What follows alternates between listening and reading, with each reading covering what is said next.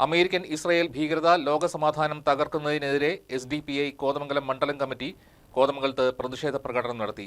മണ്ഡലം സെക്രട്ടറി നൌഷാദ് പാനിപ്ര പ്രതിഷേധ പ്രകടനം ഉദ്ഘാടനം ചെയ്തു.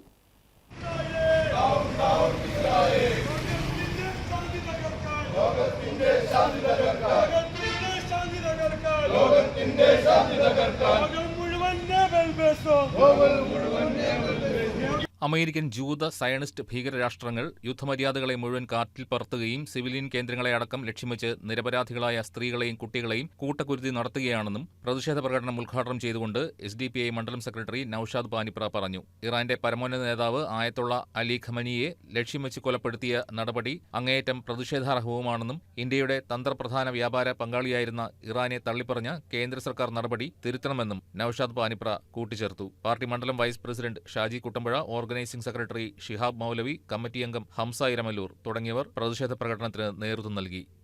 News desk KCV news.